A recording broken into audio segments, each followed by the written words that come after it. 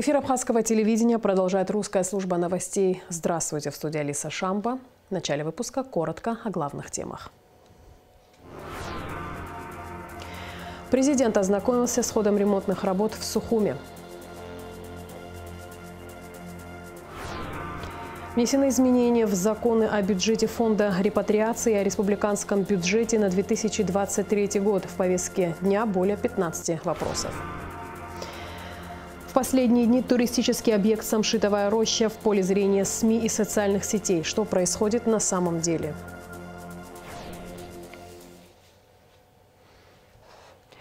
Президент Аслан Бжания представил членам правительства нового первого вице-премьера Джансуха Нанба. Бывший первый вице-премьер правительства Беслан Джопу пожелал Джансуху Нанба успехов и плодотворной работы.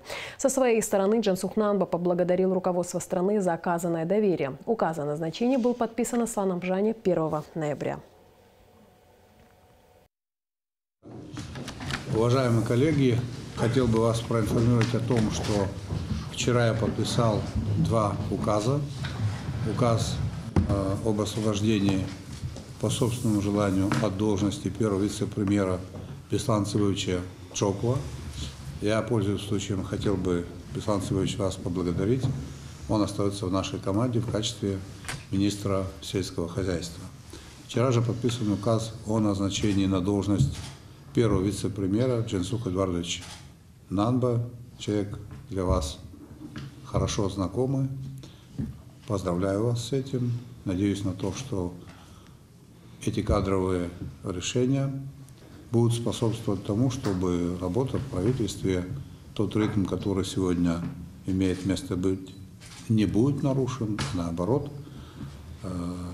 будет способствовать решению задач, которые перед нами стоят. Конечно, я первым долгом хочу пожелать Джансуху Эдуардовичу успехов. Время, конечно, тяжелое, и фронт работы, и направления, которые определятся. Я знаю и несу ответственность за то направление, которое я несу. Очень важное направление сельского хозяйства, какие сложности, трудности. Поэтому мы вместе, наверное, будем добиваться вот тех результатов, которые перед нами ставит руководство.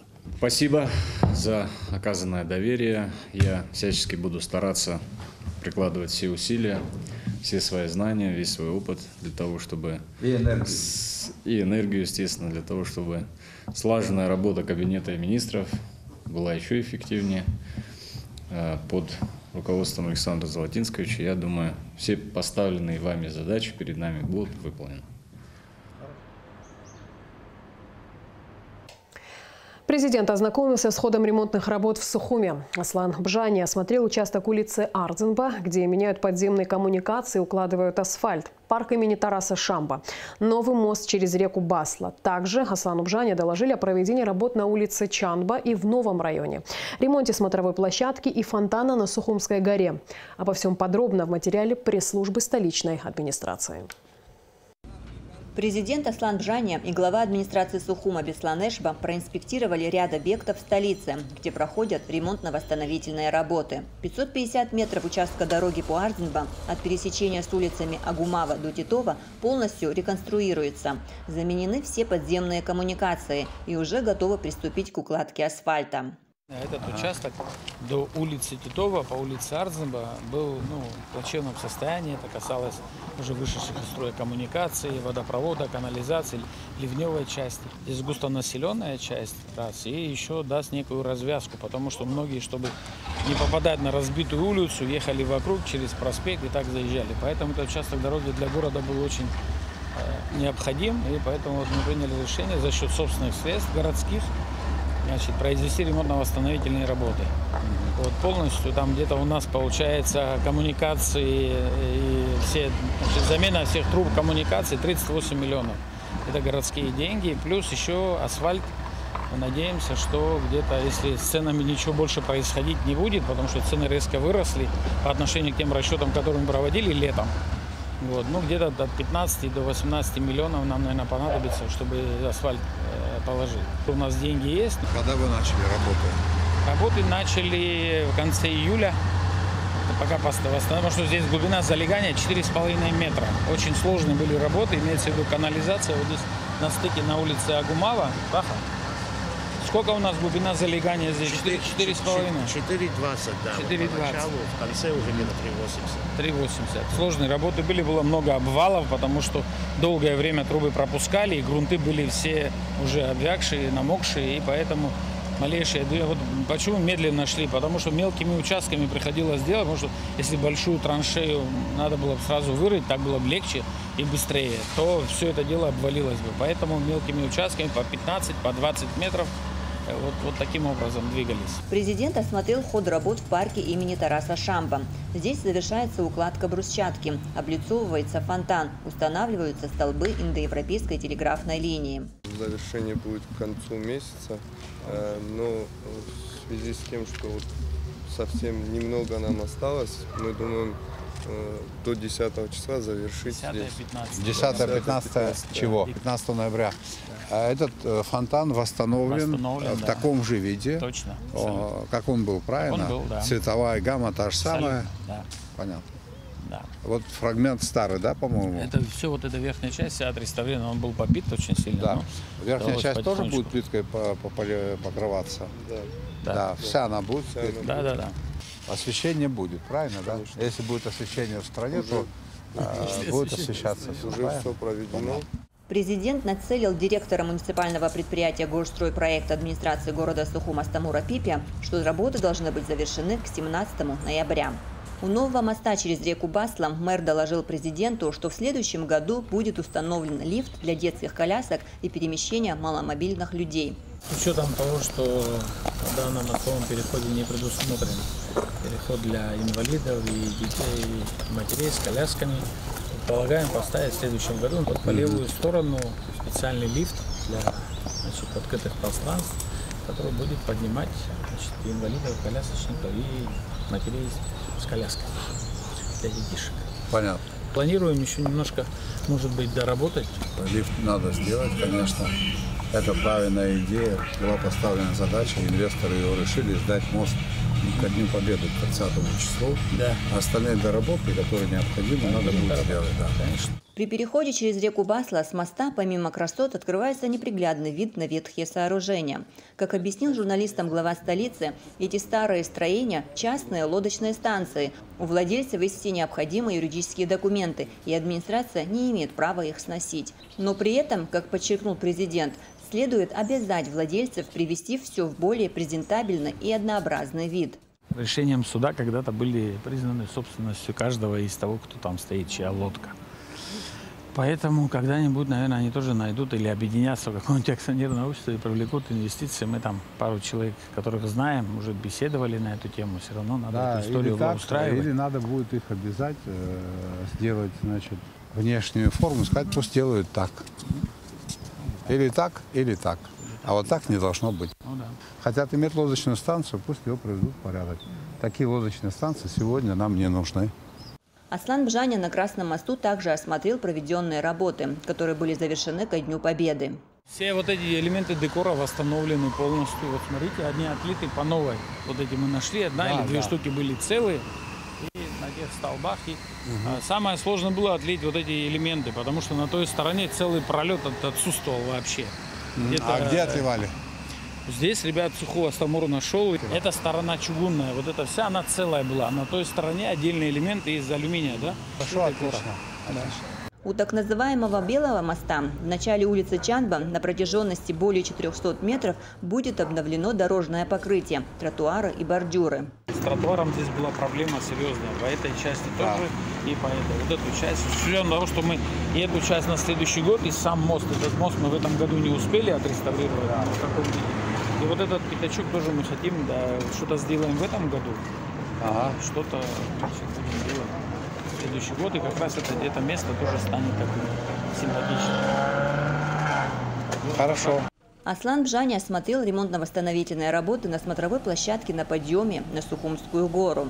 Директор Горстройпроекта рассказал президенту, какие виды работ были выполнены. Восстановили все элементы декора, восстановили балясины, поручни балясин, восстановили балконную часть. Много элементов было разрушено, поломано временем.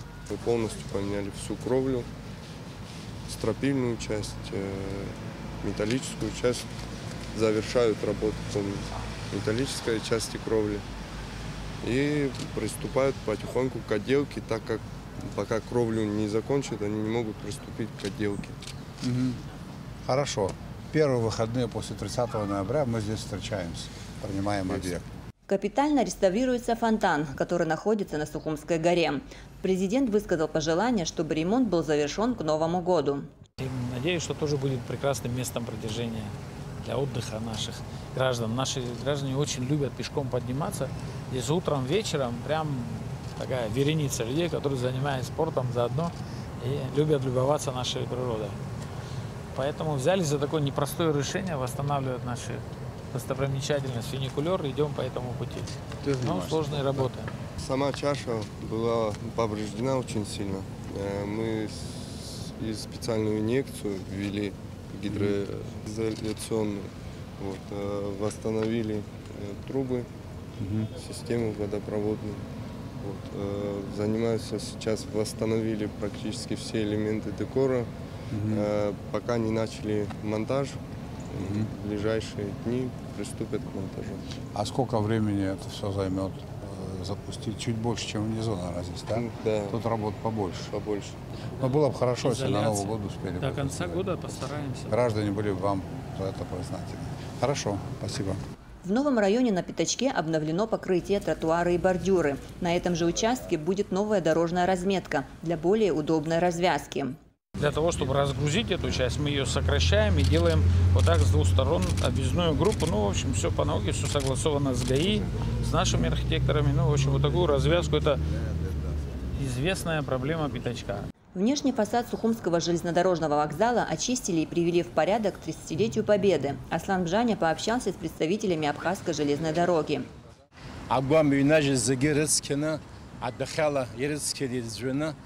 Нас абрахалшо козашко, загеческо чуцаны хсахит, пенджер кобас, асарка тапсана, загибы ахцей, аманта парапет кушбо, отбехала, имаджим кауса дахулит решеза, эйцги хотатуқоп абра, абри вокзал азбжат, ахабрамазам и пригани опай беша ахиште, абри капитал ремонт цана хабра, ахцаф хагуитов. Нас авинец аги зал ожидания хихико браги ичкана, а вы дюнало дюницо, бас тыгылзаша, пахцот абханза, бас сезон хталанза. Сами пассажирские перевозки алаганза. Я шоп убри аштар хампада дара хаваж лариргобход дара яхтахусуб ари айз харамацара узамари хара шапак кулара я символу по вокзалу. Ежу башупса абшрайчен айла харайчен аризе хек хаз архитектура адхала удара успзё. Это удараться. Аричец кумбоку ацана заге. Шапургул опусами. Барт иқыз яг постапсана. Бас краска шны ацана заге ахци. Анке шиқа зирей шапус. Барт иқахца уз заге. Министерство культуры он зинкунас шахтоебши иқацату наскак историко-культурное наследие хазаниқо кабри. Храз анна шахтоебш иқацату иқац мхабаз заге ليك شحتنا ناس وبوصلنا دحوار أري حرة خما أري شديرو جاجر بافيليون هيخشت أبطها هيخشتوا أوسط حرجوب عبخن زبراجي شحكة سرس خاجي جاجر بافيليون جي خابخن زعلو أري زال عبخن زعلو تسمع كه وسط بلانسي حمل كدوت تبي عصاب عبخن زع ويجزال أحساتك عزال حبيتوب كوزيستكادر يشنيرس كنا بشكل بس يقحت زوسط شوف إيش إذا يخي قحت تقول إذا شحمه بقبيه كريه بسوق يقحت كوز حس كوز شوف حبيت وجرا شوف حزك حسبي أنا بود. Главный инженер АЖД Леонид Куро доложил президенту, что в следующем году, к началу летнего сезона, будут отремонтированы залы ожидания в Сухумском и Гудаузском вокзалах. Амрамич Алексея Гухава, пресс-служба администрации города Сухум. Аслан Бжаня провел совещание с представителями силовых структур. Обсуждались текущие вопросы, а также выполнение поручений, данных ранее главой государства, сообщается на сайте президента. Пропан включен в перечень товаров, вывозимых из России без таможенной пошлины. Протокол, предусматривающий это условие, ратифицирован на заседании парламента. В закон о бюджете пенсионного фонда внесены изменения, согласно которым 25 миллионов рублей будут направлены на возмещение Пенсионному фонду России. Также внесены изменения в законы о бюджете фонда репатриации и о республиканском бюджете на 2023 год. Более 15 вопросов, в том числе 5 земельных, рассмотрели депутаты. Подробнее в материале Асиды Малия. Пенсионному фонду России Абхазия возместит ущерб в 25 миллионов рублей. Именно в таком объеме граждане нашей страны получали пенсии своих уже умерших родственников-пенсионеров. Соответственно, в закон о бюджете Пенсионного фонда Республики Абхазия на 2023 год внесли изменения.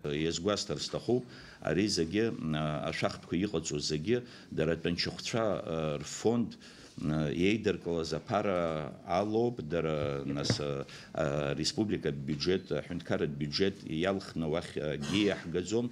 На 28 миллионов 660 тысяч рублей увеличивается бюджет фонда в разделе «Пенсионное обеспечение». Сумма будет распределена на единовременные выплаты, приуроченные к празднованию 30-й годовщины Победы в Отечественной войне народа Абхазии.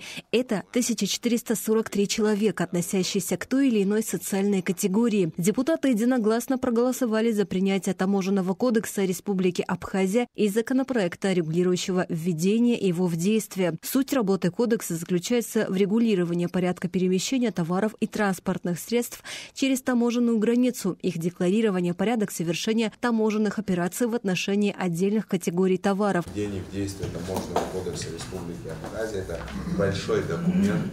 Давно он не обновлялся, с 2000 года. Это документ, который призван упростить товарооборот между Республикой Абхазия и Российской Федерацией. Это очень важный документ, он объемный, поэтому отсрочено его принятие, непринятие, его введение в действие на 1 января 2025 года. Я думаю, в течение года мы тоже будем возвращаться и вносить какие-то изменения в данный проект. Необходимость в изменении бюджета фонда репатриации была вызвана увеличением расходов в части бюджета в разделе «Общегосударственные вопросы». По словам исполнительного директора фонда репатриации Энвера Чомагуа, дело в том, что более 100 миллионов рублей были направлены на финансирование проектов в рамках работы Госкомиссии по празднованию 30-летия Дня Победы и независимости и 15-летия Дня международного признания независимости республики. Акытацыпхьадза дарадзе ирацәоуп анышәынҭрақәа нас аибашьра иахысыз аха зыхьӡ аорден Леонова гьумас ҽаԥсастәыз абас зыԥсадгьыл азаҳа иқәԥан иԥсыз иахьаранӡа изымааиз убарҭгьы аҷкәынцәагьы нас рбаҟақәа рҽеира инаркны ижәбаз нас имаҷымкәа имҩаԥысыз аминистерство обороны аԥхьа инаргыланы иуеиԥшым иҵегь изхалазархоз.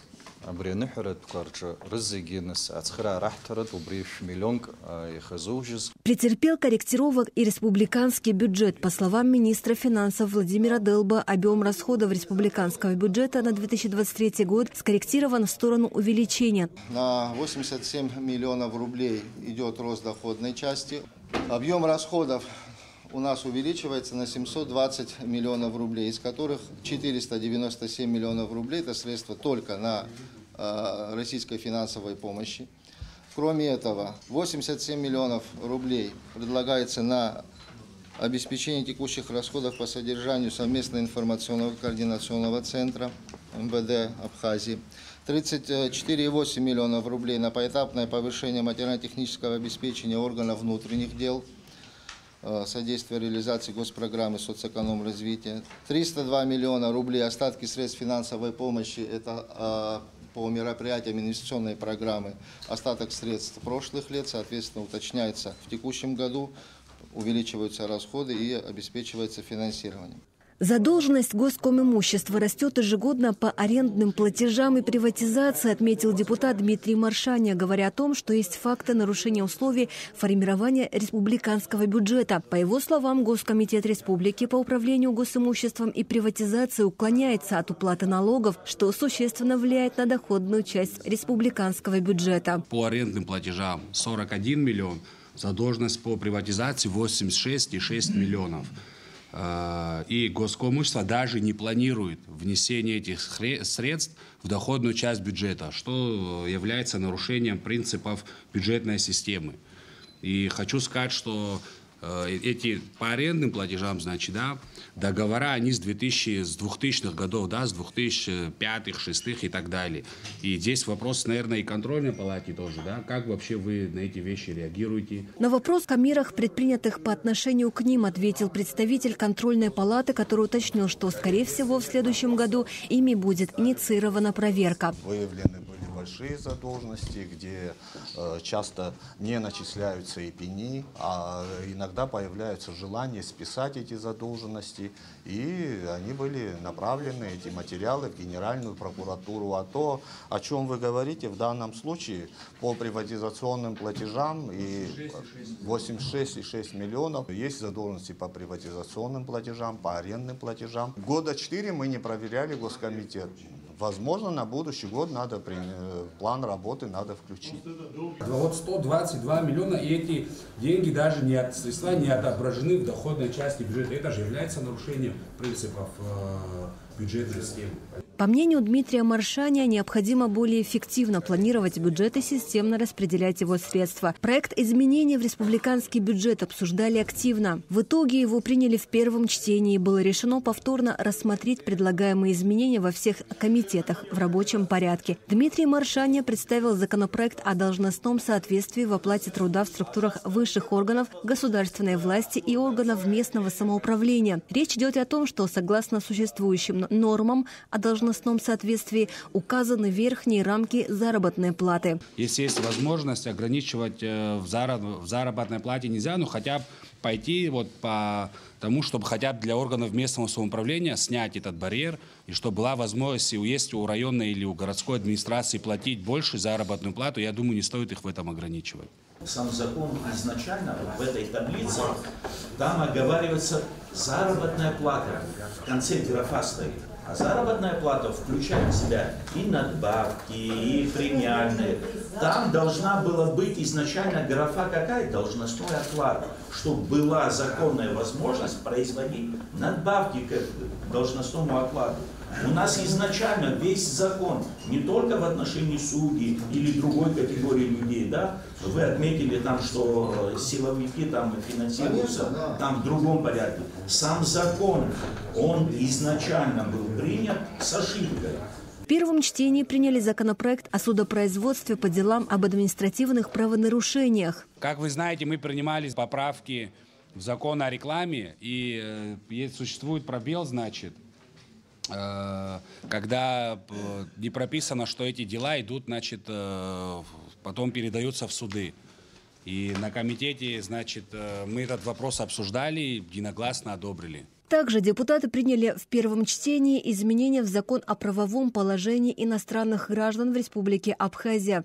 Законопроект упорядочит и даст разъяснение отдельных норм действующего закона. Вместе с тем устранит существующие пробелы. В рамках повестки депутаты рассмотрели законопроекты, касающиеся режима торговли товарами с Российской Федерацией, инвестиционной деятельности, предотвращения легализации преступных доходов и финансирования терроризма. Также депутаты приняли решение по 5 земельным вопросам. Председатель профильного комитета Тимур Бея предложил ужесточить процедуру перевода земель из одной категории в другую.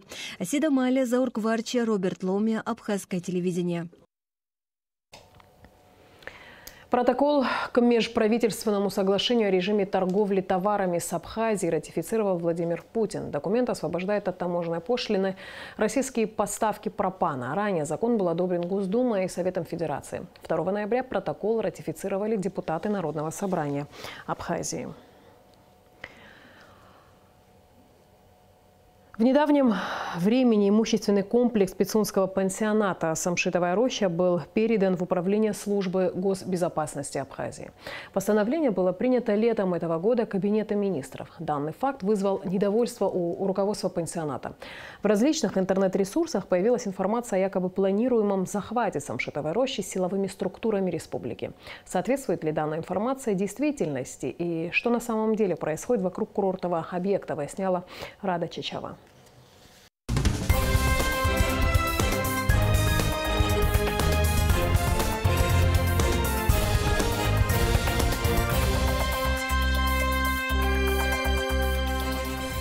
В недавнем времени имущественный комплекс Пицунского пансионата «Самшитовая роща» был передан в управление службы государственной безопасности Абхазии. Постановление было принято летом 2023 года Кабинетом министров Абхазии.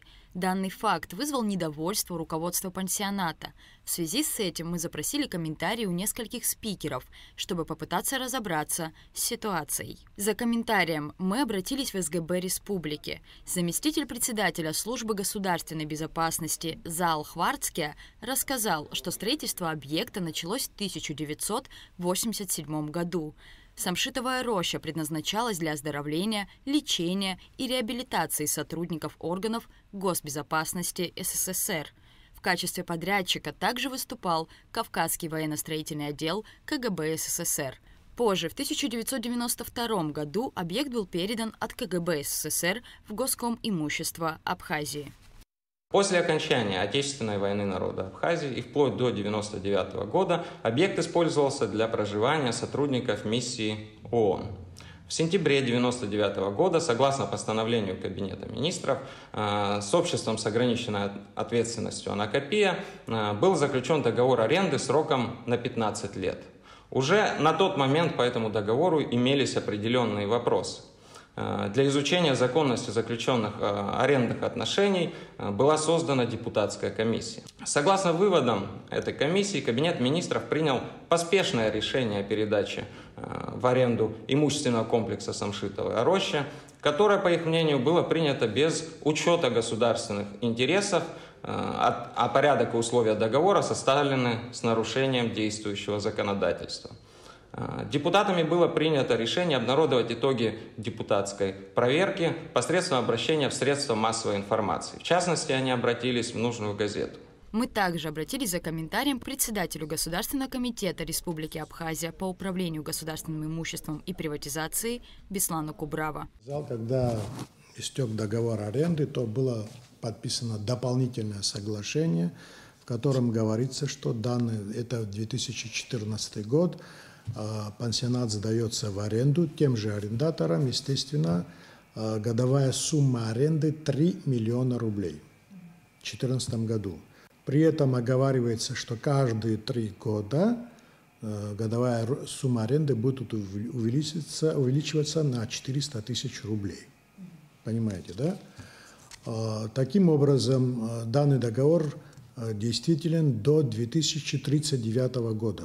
В соответствии с этим договором уже в 2017 году, а потом в 2021 году, каждые 3 года, естественно, как я говорил выше, было заключено доп. Соглашение, по которой на сегодняшний день годовая сумма аренды составляет 3 миллиона 800 тысяч рублей. Беслан Кубрава рассказал, что в 2023 году, когда Кабинетом министров было принято постановление о передаче пансионата «Самшитовая роща» в управление службы государственной безопасности Абхазии, Госкомимущество обязаны были соблюсти необходимые нормативно-правовые условия передачи объекта. Мы приступили к выполнению данного постановления. Для этого служба государственной безопасности обратилась в Госкомимущество, чтобы мы провели инвентаризацию объекта и по акту приема передачи передали им. Это соответствует действующему законодательству нашей страны. В данном случае я имею в виду закон о бухгалтерском учете, там, где четко записано, при каких случаях нужно проводить инвентаризацию. И этот случай подпадает именно под данный закон, по требованию данного закона. Это статья 12 Закона Республики Абхазия о бухгалтерском учете. Более того, в договоре аренды между нами и Самшитовой рощей написано, что статья 12 «Прочие условия» в случаях, не предусмотренных договором, стороны руководствуются действующим гражданским законодательством. Инвентаризация должна была состояться 31 октября 2023 года. По словам Беслана Кубрава, руководство Самшитовой рощи было извещено о планирующейся инвентаризации. Для того, чтобы провести инвентаризацию, мы создали рабочую группу совместную со службой государственной безопасности. Мы – это госское имущество, и они, принимающая сторона. Приказом создали совместную рабочую группу. Об этом мы известили Самшитовую рощу. У меня есть соответствующее обращение к ним 24 октября. Я написал письмо директору ООО «Самшитовая роща» Айба Геннадию Давидовичу. Уважаемый Геннадий Давидович, как вам известно, в соответствии с постановлением Кабмина о передаче имущественного комплекса пансионата «Самшитовая роща» Службе государственной безопасности Абхазии, Государственным комитетом совместно с СГБ создана рабочая группа в целях осуществления инвентаризации и подписания акта приема передачи. Запланирован выезд на объект. На основании вышеизложенного просим вас, обращаю внимание, просим вас назначить представителя от ООО «Самшитовая роща» для осуществления инвентаризации. Ни ревизии, ни каких-либо вмешательств в их хозяйственную деятельность. Собственник, то есть государство, хочет провести инвентаризацию того, что там есть, своего имущества. Это письмо было направлено 24 октября. Более того, наши сотрудники в устной форме согласовали дату выезда нашей группы. Устно согласовали на прошедший вторник. Но, к сожалению, группа была уже практически готова выехать и приступить, как было ранее обговорено. Однако до нас дошли сведения, что там собралась общественность. Но мы решили, что в таких условиях проводить какие-то подобного рода мероприятия невозможно. Мы этот вопрос отложили. После беседы с Бесланом Сергеевичем мы повторно обратились в СГБ Республики по еще ряду вопросов, в том числе по вопросу статуса арендных отношений с арендаторами объекта. Никто ни у кого ничего отнимать и тем более отжимать не собирается. Нами была предпринята попытка адаптировать неактуальные на сегодняшний день договорные отношения под текущие реалии. И мы провели поэтапные переговоры с соучредителями, в которых предложили рассмотреть возможность увеличения арендной платы. Подобного рода предложение показалось нам разумным, так как объект туристического назначения с номерным фондом свыше 400 номеров, многочисленными точками общепита и иным функционалом коммерческого значения оплачивает государству всего 3 миллиона 800 тысяч ежегодно. К примеру, нам известны случаи, когда гостиницы с номерным фондом 25-27 номеров сдают в аренду за сумму в 7 и более миллионов рублей. С сожалением вынуждены констатировать, что переговоры зашли в тупик или, возможно, встали на паузу. При этом хотим отметить, что мы действительно до сегодняшнего дня не проявляли каких-либо инициатив по расторжению договора с арендаторами. Тем более нами не рассматривался и не рассматривается вопрос о внесении каких-либо коррективов в кадровую политику пансионата, то есть сохранение профессионального коллектива Самшитовой рощи имеет для службы особо важное значение. Заал Хварцкий также прокомментировал вопрос передачи данного объекта третьим лицам или же иностранным гражданам. Проверка выявила факты, указывающие на нарушение налогового законодательства на довольно крупную сумму, свыше 130 миллионов рублей.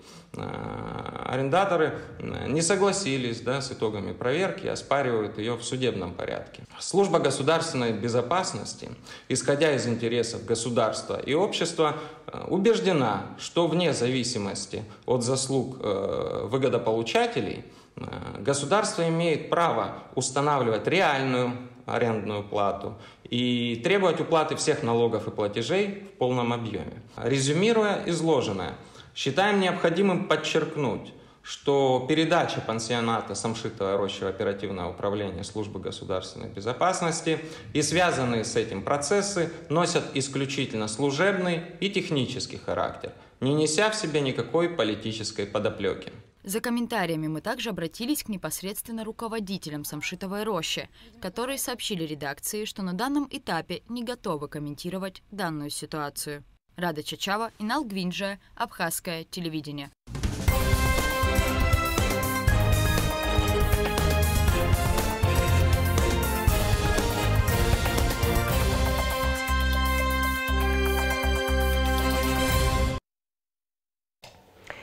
МЧС Абхазии и Главное управление МЧС России по Краснодарскому краю намерены наращивать сотрудничество. В Сочи прошло совместное совещание, на котором отмечалось, что в утвержденные ранее планы приграничного сотрудничества и обмена оперативной информацией по предупреждению и ликвидации чрезвычайных ситуаций необходимо внести коррективы. А именно нарастить число совместных учений, тренингов, практических занятий личного состава по отработке совместных действий.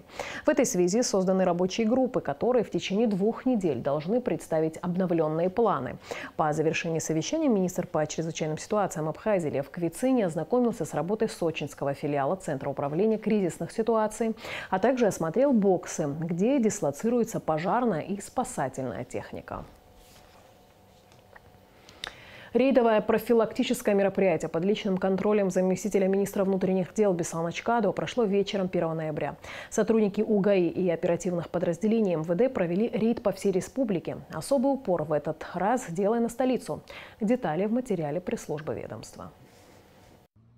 Рейдовое профилактическое мероприятие под личным контролем заместителя министра внутренних дел полковника милиции Беслана Чкадова прошло вечером 1 ноября.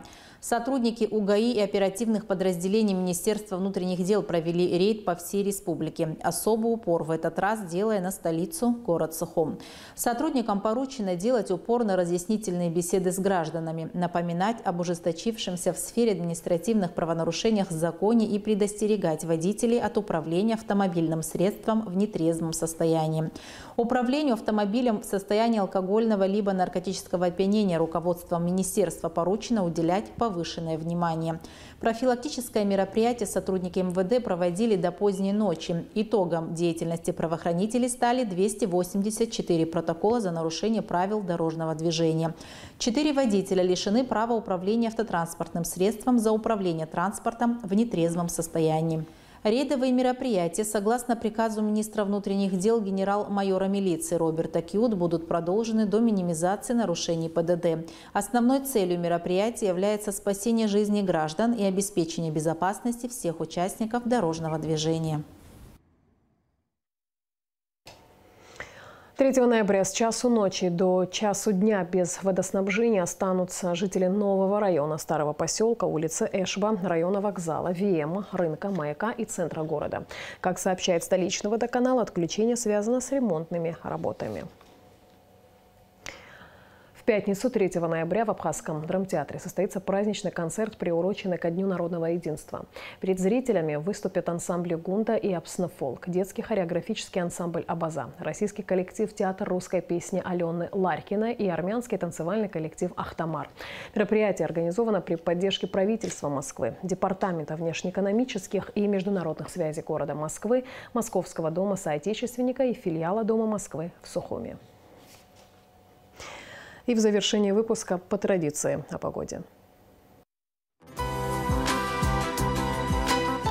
По сообщению гидрометцентра, в пятницу 3 ноября на территории Абхазии ожидается облачная погода. Временами ливневый дождь, гроза.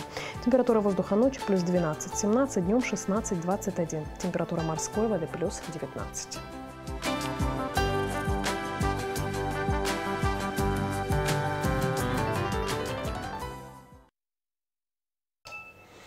На этом наш выпуск завершен. Я с вами прощаюсь, а абхазское телевидение продолжает свою работу.